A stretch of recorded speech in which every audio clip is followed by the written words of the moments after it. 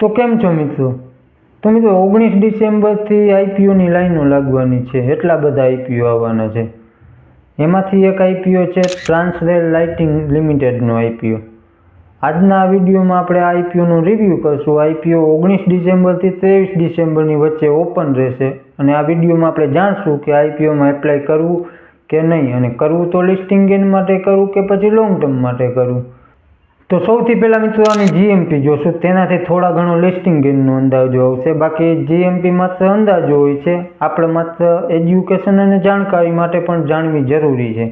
ત્યાર પછી મિત્રો કંપનીની ડિટેલ જોશું કે કંપની શું કામ કરે છે, કયા સેક્ટરમાં કામ કરે છે અને આવનારું ફ્યુચર કેવું રહી શકે છે. ત્યાર પછી મિત્રો કંપનીના ફાઇનાન્શિયલ અને ફંડામેન્ટલ જોશું, તેનાથી આપણને ખ્યાલ આવે કે કંપની લોસમાં છે કે પછી પ્રોફિટમાં છે, અને વેલ્યુએશન કંપની કેવી લઈને આવી છે તે ખબર પડે. ત્યાર પછી મિત્રો આપણે આઈપીઓની ડિટેલ જોશું અને લાસ્ટમાં જોશું કે આઈપીઓમાં એપ્લાય કરવું કે નહીં. તો ચાલો મિત્રો વિડીયોને શરૂ કરીએ. આ બધી જ મિત્રો જાણકારી હું તમને બધી જ આપીશ, તેનાથી તમે ડિસિઝન લેવું સહેલું થઈ જાય. બાકી હા મિત્રો, ફાઇનલ ડિસિઝન તો તમારે જ લેવાનું છે. બાકી મિત્રો એટલા બધા આઈપીઓ છે કે કન્ફ્યુઝન થઈ જાય કે કેમાં એપ્લાય કરવું ને કેમાં ન કરવું. તેના માટે બધા કન્ફ્યુઝન હું ક્લિયર કરીશ અને એક પછી એક રિવ્યૂના વિડીયો આવતા રહેશે. તો મિત્રો સૌથી પહેલાં આની જીએમપી જોઈએ. જીએમપી અંદાજે અત્યારે 25% આસપાસ ચાલે છે, એટલે અત્યારે તો ડિમાન્ડ સારી છે. ત્યાર પછી મિત્રો કંપનીની ડિટેલ જોઈએ તો કંપની 2008માં ઇન્કોર્પોરેટ થઈ હતી, એટલે લગભગ કંપનીને 16 વર્ષ જેવું થઈ ગયું છે પોતાના સેક્ટરની અંદર. અને કંપનીનું નામ છે ટ્રાન્સરેલ લાઇટિંગ લિમિટેડ. અને મિત્રો આ કંપની જે એન્જિનિયરિંગ અને કન્સ્ટ્રક્શનમાં છે, અને આ કંપની વધારે પાવર ટ્રાન્સમિશન અને ડિસ્ટ્રીબ્યુશનના જે કન્સ્ટ્રક્શન હોય તે વધુ કરે છે, તેમાં તે વધારે ધ્યાન આપે છે. જેમ કે આપણે લાઇટના થાંભલા હોય તેને રિલેટેડ કન્સ્ટ્રક્શન કરે છે. બાકી તેના સિવાય તેને રિલેટેડ પ્રોડક્ટ પણ વેચે છે કંપની, જેમ કે આ થાંભલા હોય કે સ્ટ્રક્ચર હોય, પછી કંડક્ટર હોય, આ બધું પણ કંપની વેચે છે. મિત્રો આ કંપનીએ ટોટલ 200 પ્રોજેક્ટ કમ્પ્લીટ કર્યા છે વિદેશોમાં. 58 જેટલા દેશોમાં કંપની કામ કરે છે પાવર ટ્રાન્સમિશન અને ડિસ્ટ્રીબ્યુશનના. બાકી મિત્રો અત્યારે કંપનીનું ઓર્ડર બુક પણ સારી છે. અત્યારે 10,000 કરોડ જેવી ઓર્ડર બુક છે કંપની પાસે. પછી કંપની પાસે 4 મેન્યુફેક્ચરિંગ ફેસિલિટી છે. વડોદરામાં છે, સિલવાસામાં છે, ગુજરાતમાં.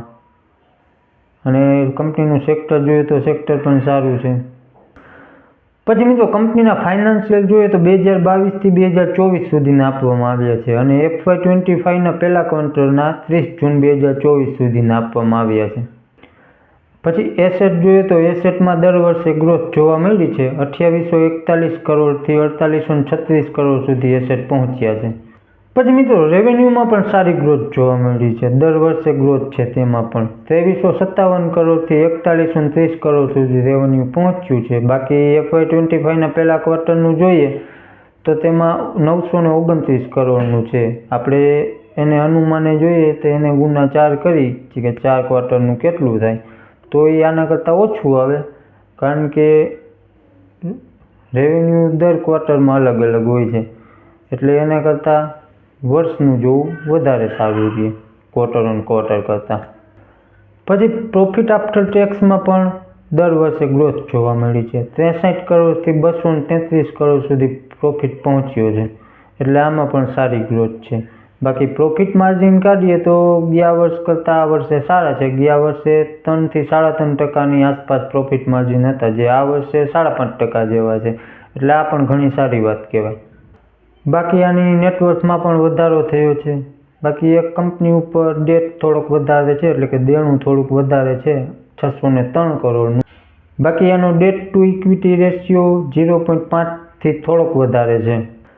બાકી આઈપીઓથી જે પણ કંપની પૈસા ભેગા કરવાની છે તેમાંથી ફ્રેશ ઇસ્યુનું પોર્શન જે છે એનાથી કંપની દેણું ચૂકવવાની નથી, તે કંપની પોતાની ગ્રોથ માટે અને જરૂરિયાત માટે ઉપયોગમાં લેવાની છે. આ થોડુંક એક નેગેટિવ કહેવાય. બાકી ROE ROC બંને 24%ની આસપાસ છે, એટલે આ પણ સારું કહેવાય, કારણ કે 15%ની ઉપર હોય એટલે એક સારું કહેવાય. પછી આનો PE જોઈએ, પ્રાઇસ ટુ અર્નિંગ, તો 22ની નીકળીને આવે છે. અને આની પીએર આના જેવી બીજી કંપનીઓ જોઈએ તો તેનો 15થી લઈને 702ની વચ્ચે છે. એટલે વેલ્યુએશન બહુ કાંઈ મોંઘું નથી, રિઝનેબલ વેલ્યુએશન છે. બાકી ફેસ વેલ્યુ ₹2 ઉપર. પછી પ્રાઇસ ટુ બુક છે 4.7ની અને બીજી આના જેવી કંપનીઓના જોઈએ તો 1.49થી 7.80ની વચ્ચે છે. એટલે આ પ્રમાણે પણ સારું છે. બહુ કાંઈ વેલ્યુએશન વધારે મોંઘી નથી અને નથી વધારે સસ્તી, રિઝનેબલ છે. પછી પ્રાઇસ ટુ અર્નિંગ રેશિયો 19.59નો છે. બાકી આનાથી બીજી કંપનીઓના જોઈએ તો આનાથી એક જ કંપનીનો વધારે છે. બાકી બીજી બધી કંપની કરતાં આનો પ્રાઇસ ટુ અર્નિંગ વધારે છે. એટલે આ સારી વાત કહેવાય.